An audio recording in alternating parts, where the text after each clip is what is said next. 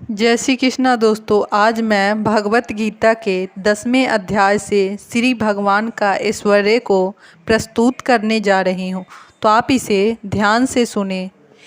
श्री भगवान ने कहा है, हे महाबाहु अर्जुन, और आगे सुनो। चूँकि तुम मेरे प्रिय सखा हो, अतः मैं तुम्हारे लाभ के लिए एक ऐसा ज्ञान प्रदान करूँगा जो अभी तक मेरे द्वारा बताए गए ज्ञान में से श्रेष्ठ होगा। पराशर मुनि ने भगवान शब्द की व्याख्या इस प्रकार की है, जो पूर्ण रूप से सदैव ऐश्वर्य, संपूर्ण शक्ति, संपूर्ण यश, संपूर्ण धन, संपूर्ण ज्ञान, संपूर्ण सौंदर्य तथा संपूर्ण त्याग से युक्त है, वह भगवान है। जब कृष्ण इस धराधाम में थे तो उन्होंने छहों ऐश्वर्यों का प्रदर्शन किया था। फलतः पराशर जैसे मुनियों ने कृष्ण को भगवान रूप में स्वीकार किया है। अब अर्जुन को कृष्ण अपने ऐश्वर्य तथा कार्य का और भी गूढ़ ज्ञान प्रदान कर रहे हैं, और इसके पूर्व 7वें अध्याय से प्रारंभ करके वे अपनी शक्ति तथा उनके कार्य करने के विषय में बता चुके हैं। अब इस अध्याय में वे अपने ऐश्वर्य का वर्णन कर रहे हैं। पिछले अध्याय में उन्होंने दृढ़ विश्वास के साथ भक्ति स्थापित करने में अपनी विभिन्न शक्तियों के योगदान की चर्चा स्पष्टता किए हैं। इस अध्याय में पुनः वे अर्जुन को अपनी सृष्टियों तथा विभिन्न ऐश्वर्य के विषय में बता रहे हैं। ज्यों ज्यों भगवान के विषय में कोई सुनता है, त्यों त्यों वह भक्ति में रमता जाता है। मनुष्य को चाहिए कि भक्तों की संगति में भगवान के विषय में सदा श्रवण करे, इससे उसकी भक्ति बढ़ेगी। भक्तों के समाज में ऐसी चर्चाएं केवल उन लोगों के बीच हो सकती है जो सचमुच कृष्ण भावनामृत के इच्छुक हो।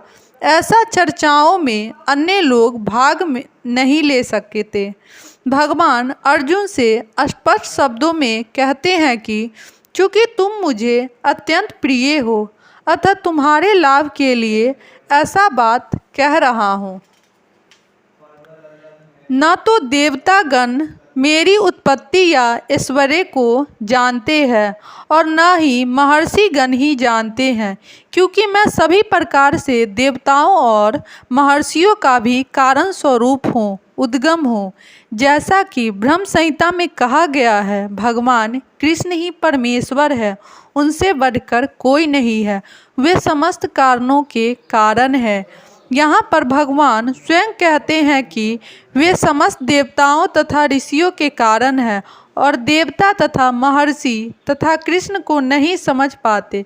जब वे उनके नाम या उनके व्यक्तित्व को नहीं समझ पाते तो वह क्षुद्र लोक के तथाकथित विद्वानों के विषय में क्या कहा जा सकता। कोई नहीं जानता कि परमेश्वर क्यों मनुष्य रूप में इस पृथ्वी पर आते हैं और ऐसे विस्मयजनक असामान्य कार्यकलाप करते हैं।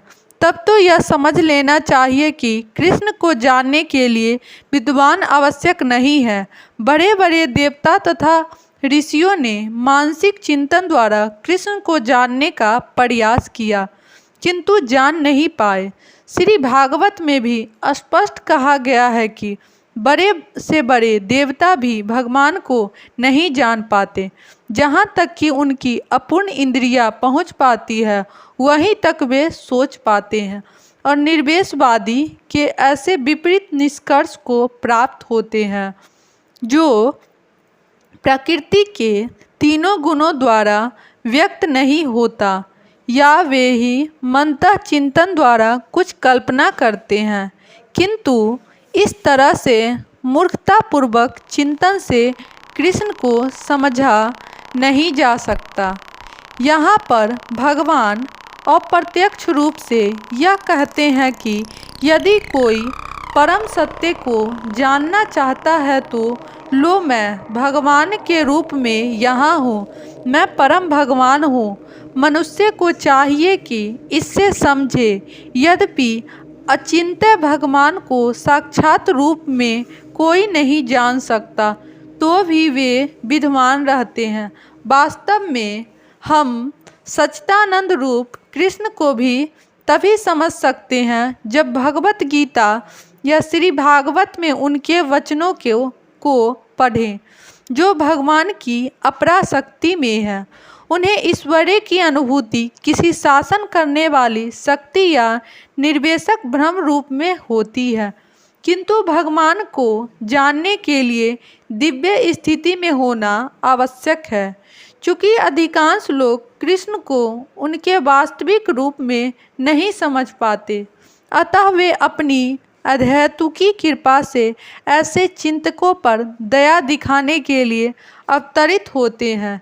ये चिंतक भगवान के असामान्य कार्यकलापों के होते हुए भी भौतिक शक्ति माया से कलमशग्रस्त होने के कारण निर्विशेष भ्रम को ही सर्वश्रेष्ठ मानते हैं। केवल भक्तगण ही जो भगवान की शरण पूर्णतया ग्रहण कर चुके हैं, वे भगवत कृपा से समझ पाते हैं कि कृष्ण सर्वश्रेष्ठ है। भागवत भक्त निर्विशेष भ्रम की परवाह नहीं करते। वे अपनी श्रद्धा तथा भक्ति के कारण परमेश्वर की शरण ग्रहण करते हैं और कृष्ण की अहेतुकी कृपा से ही उन्हें समझ पाते हैं, अन्य कोई उन्हें नहीं समझ पाता। अतः बड़े से बड़े ऋषि भी स्वीकार करते हैं कि आत्मा या परमात्मा जो है, जिसकी हम पूजा करते हैं, जो मुझे अजन्मा अनादि समस्त लोकों के स्वामी के रूप में जानता है, मनुष्य में केवल वही मोह रहित और समस्त पापों से मुक्त होता है। जैसा कि 7वें अध्याय में कहा गया है, मनुष्य महा सहस्रनो कश्चित्तः सिद्धन्ते। जो लोग आत्म साक्षात्कार के पद तक उठने के लिए प्रयत्नशील होते हैं, वे सामान्य व्यक्ति नहीं हैं। वे उन करोड़ों सामान्य व्यक्तियों से श्रेष्ठ हैं जिन्हें आत्म साक्षात्कार का ज्ञान नहीं होता, किंतु जो वास्तव में अपनी आध्यात्मिक स्थिति को समझने के लिए प्रयत्नशील होते हैं। उनमें से श्रेष्ठ वही है जो यह जान लेता है कि कृष्ण ही भगवान है, प्रत्येक वस्तु के स्वामी तथा अजंता है। वही सबके अधिक सफल अध्यात्म ज्ञानी है।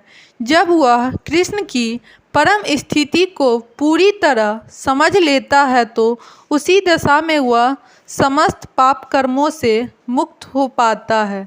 यहाँ पर भगवान को अज अर्थात अजंता कहा गया है, किंतु वे द्वितीय अध्याय में वर्णित उन जीवों से भिन्न हैं जिन्हें अज कहा गया है। भगवान जीवों से भिन्न है क्योंकि जीव भौतिक आसक्ति बस जन्म लेते तथा मरते रहते हैं। बंध जीव से भिन्न है, अपने शरीर बदलते रहते हैं, किंतु भगवान का शरीर परिवर्तनशील नहीं है। यहाँ तक कि जब वे इस लोक में आते हैं तो भी वे अपनी अजंता रूप में आते हैं। इसीलिए चौथे अध्याय में कहा गया है कि भगवान अपनी अंतरंगा शक्ति के कारण अपराशक्ति माया के अधीन नहीं है, अपितु पराशक्ति में रहते हैं। इस श्लोक के वेतिलोक महेश्वर शब्दों से सूचित होता है। मनुष्य को यह जानना चाहिए कि भगवान कृष्ण ब्रह्मांड के सभी लोकों के परम स्वामी हैं। वे सृष्टि के पूर्व थे और अपनी सृष्टि से भिन्न हैं। सारे देवताएं इसी भौतिक जगत में उत्पन्न हुए, किंतु कृष्ण अजन्मा है। फलतः वे ब्रह्मा तथा शिवजी जैसे बड़े बड़े देवताओं से भी भिन्न हैं, और चूंकि वे ब्रह्मा, शिव तथा अन्य समस्त देवताओं से स्पष्टता है, अतः वे समस्त लोकों के परम पुरुष हैं। अंत एवं श्री कृष्ण उस हर वस्तु से भिन्न है जिसकी सृष्टि हुई है, और जो उन्हें इस रूप में जान लेता है वह तुरंत ही सारे पाप कर्मों से मुक्त हो जाता है। परमेश्वर का ज्ञान प्राप्त करने के लिए मनुष्य को समस्त पाप कर्मों से मुक्त होना चाहिए। जैसा कि भगवत गीता में कहा गया है कि उन्हें केवल भक्ति के द्वारा जाना जा सकता है, किसी अन्य साधन से नहीं। मनुष्य को चाहिए कि कृष्ण को सामान्य मनुष्य न समझे। जैसा कि पहले कहा जा चुका है, केवल मूर्ख व्यक्ति ही उन्हें मनुष्य मानता है। इसे यहाँ भिन्न प्रकार से कहा गया है।